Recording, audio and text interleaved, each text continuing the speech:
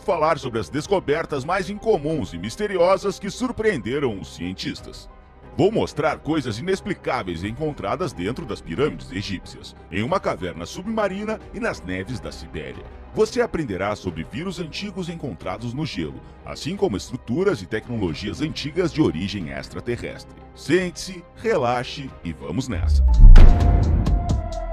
A primeira múmia romana.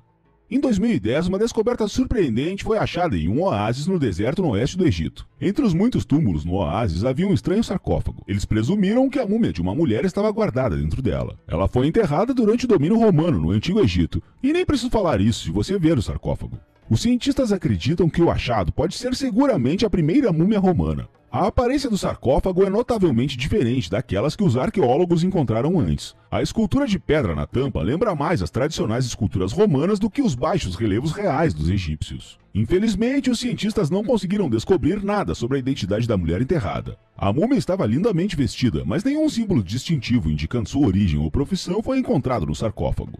No entanto, ainda há uma chance de lançar alguma luz sobre esse mistério, porque os cientistas continuam a escavar no oásis. Quem sabe em breve saberemos quem foi a primeira múmia romana.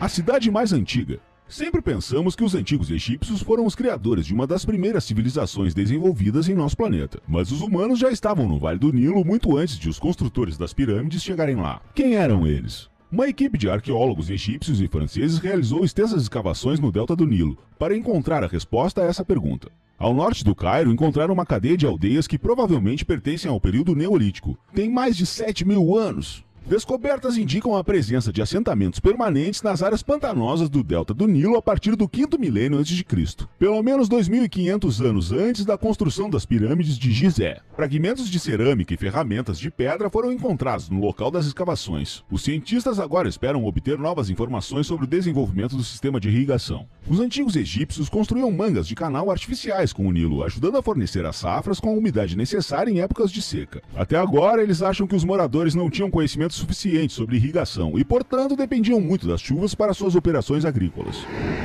Arca da Aliança.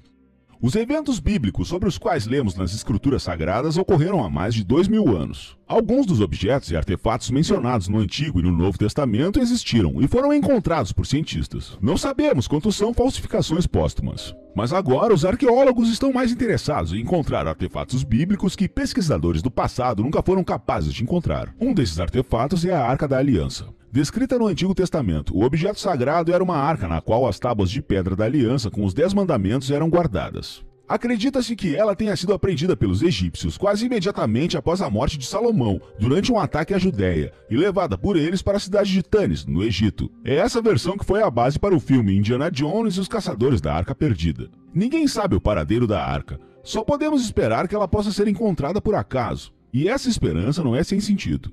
Em 2020, perto de Jerusalém, no antigo assentamento de Beit Shemesh, os arqueólogos estavam escavando um templo de 3.100 anos. Eles acharam uma mesa de pedra no templo que lembrava o local da Arca da Aliança descrita na Bíblia. Os arqueólogos que trabalhavam em Beit Shemesh não faziam ideia de que estavam lidando com um dos maiores santuários da antiguidade. As escavações aconteciam desde 2012, mas a enorme tábua só foi encontrada apenas no ano passado. Mas onde está a arca? A tábua está muito próxima da fronteira com o Egito, então a arca ainda pode estar por lá na terra dos faraós. A múmia que grita. As primeiras múmias que gritam foram encontradas no Egito no século XIX. Na década de 1880, os arqueólogos encontraram várias múmias na necrópole real de Deir al-Bahari, perto da cidade de Luxor, que por muito tempo não puderam ser identificadas. Mas duas múmias que gritam eram de particular interesse para os arqueólogos. Uma pertencia a uma mulher e a outra a um homem. Por muito tempo foi impossível descobrir o que causava uma aparência tão assustadora desses corpos. Essas múmias foram encontradas mais tarde, no século XX e até mesmo no século XXI. No entanto, o mistério assustador permaneceu sem solução. Muitos cientistas apresentaram suas versões e explicações, mas ninguém tinha uma base de evidência suficiente. A tecnologia moderna permitiu que os cientistas aprendessem mais sobre as misteriosas múmias. Em 2018, a tomografia computadorizada veio ajudar. Mostrou a razão pelo qual os gritadores morreram. Também foi possível determinar sua identidade. Os historiadores perceberam que a múmia de um homem pertencia a uma pessoa de sangue real. Os resultados dos estudos mostraram que o homem enterrado era o príncipe Pentauer, filho do segundo faraó da 20ª dinastia de Ramsés III. Filhos do rei Tut.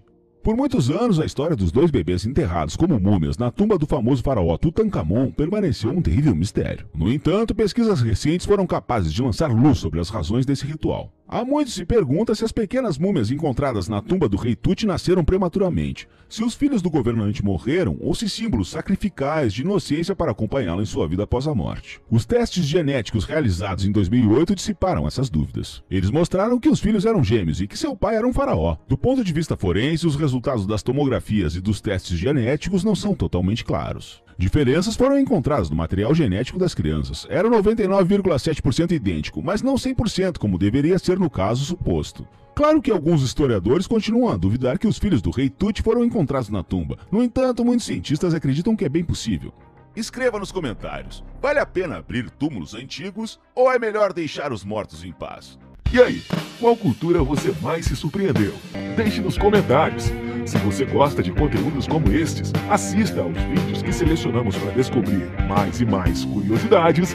Não se esqueça também de curtir este vídeo, se inscrever em nosso canal e ativar as notificações. Até a próxima!